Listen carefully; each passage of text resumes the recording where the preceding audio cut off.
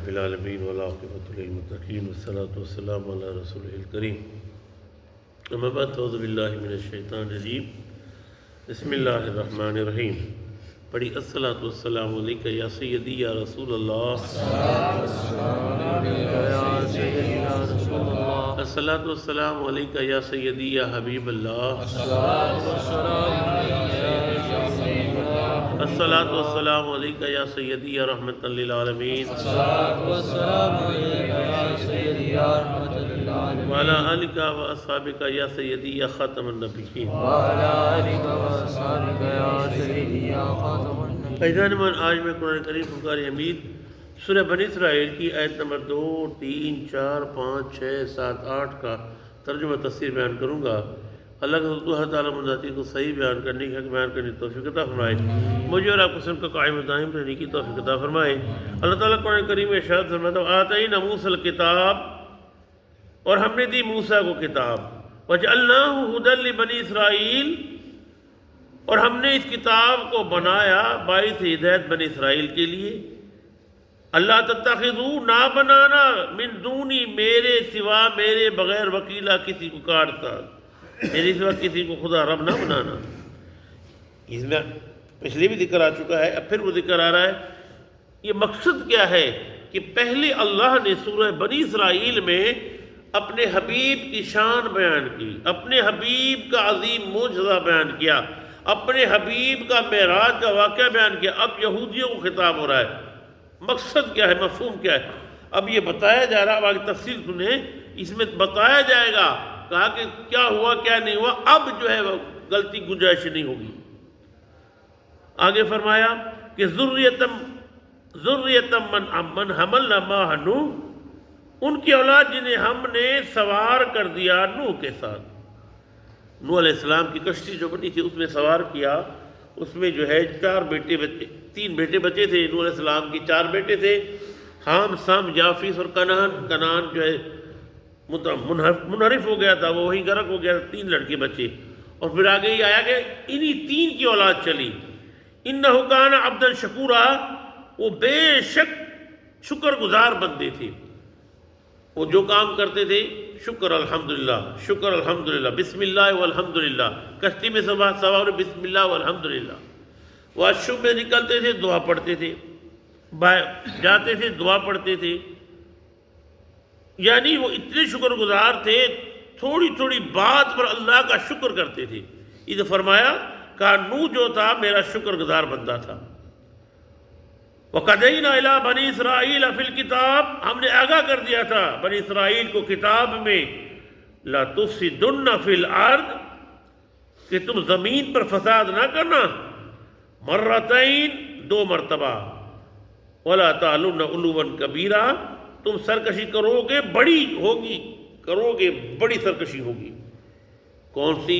اب دیکھیں کہ پہلے 2 نبیوں کو قتل کیا، حضرت شعیب علیہ السلام اور حضرت آرمیہ علیہ السلام، اس کا پھر 2 نبیوں کو قتل کیا بنی اسرائیل نے، حضرت زکریا علیہ السلام، حضرت یحییٰ علیہ السلام۔ یہ بڑی انہوں نے 2 نبیوں کو قتل کیا، بہت بڑی سرکش کی انہوں نے۔ پھر کیا ہوا؟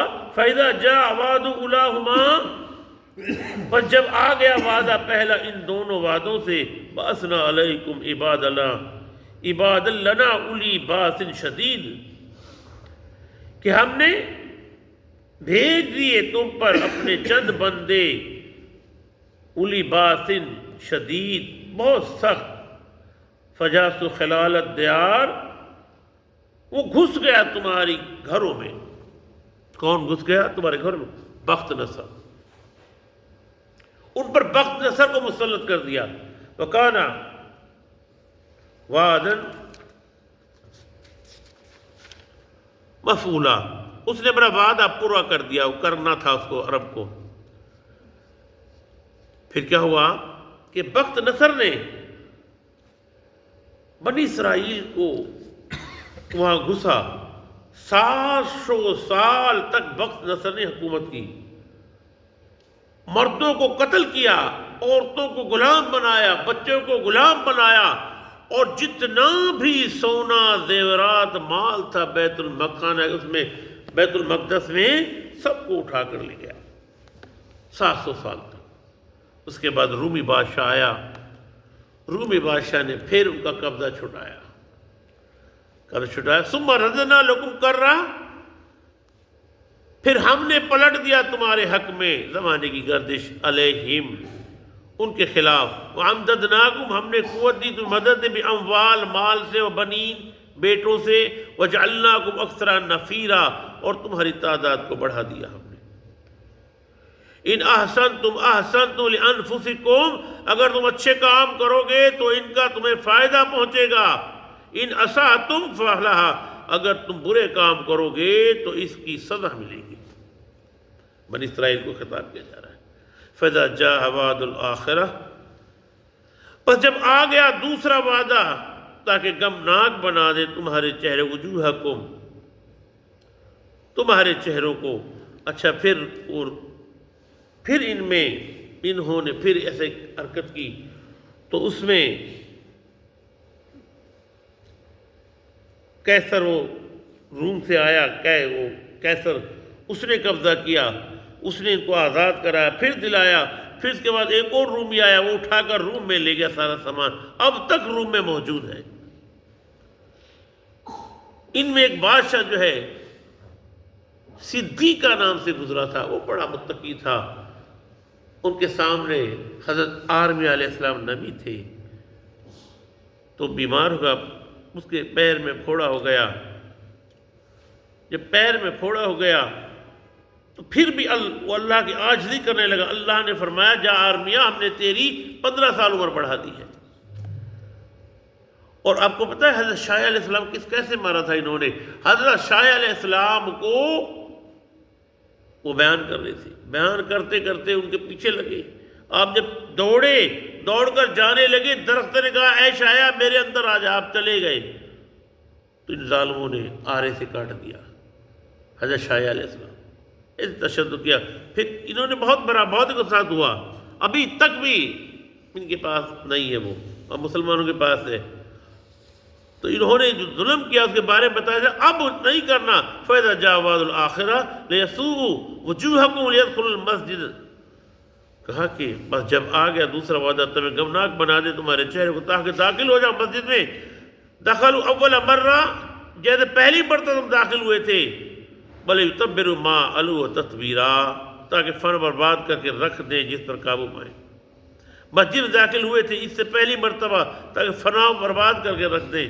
عسیٰ ربکم، قریب ہے تمہارا رب، ان یرحمکم، کہ تم پر رحم فرمائے گا، وَإِنْ عُدْتُمْ عُدْنَا، کہ تمہیں لوٹائے گا تو ہم بھی لوٹیں گے۔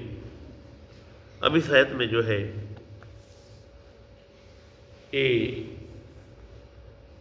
کیسر روم کے دربار میں جب بات ہوئی تھی، کیسر روم نے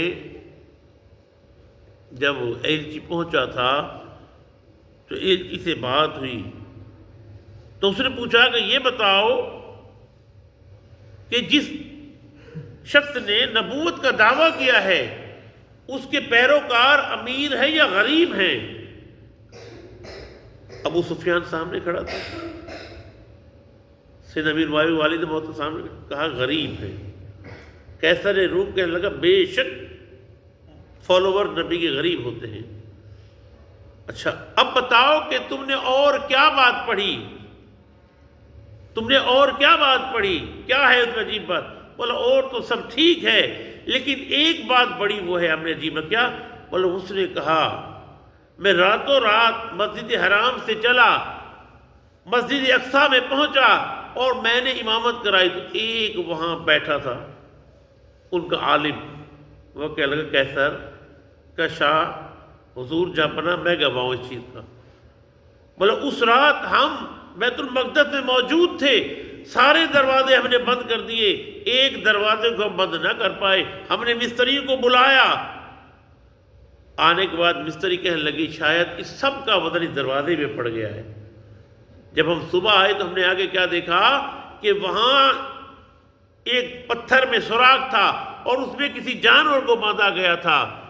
کہا کہ وہ یہی کہتا ہے، کہا کہ دیکھو حق ہے، اس کا ذکر انجیل میں بھی موجود ہے اور توریت میں موجود ہے۔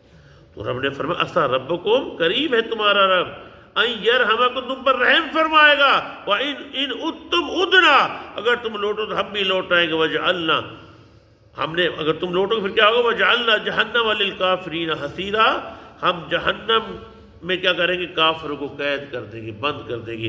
سوچنے کی بات ہے، اللہ کے حبیب کی معراج بیان کر کے پھر بنی اسرائیل کو خطاب کیا جا رہا ہے۔ بنی اسرائیل کو بتایا گیا کہ بنی اسرائیل دیکھ لو، اب جو ہے نہ پھرنا، اس پر ایمان لینا، اس کو مان لینا، اسی میں بھلائی اور اسی میں ساری برتری عمل کرنے کی توفیق عطا فرمائے۔ وما علینا۔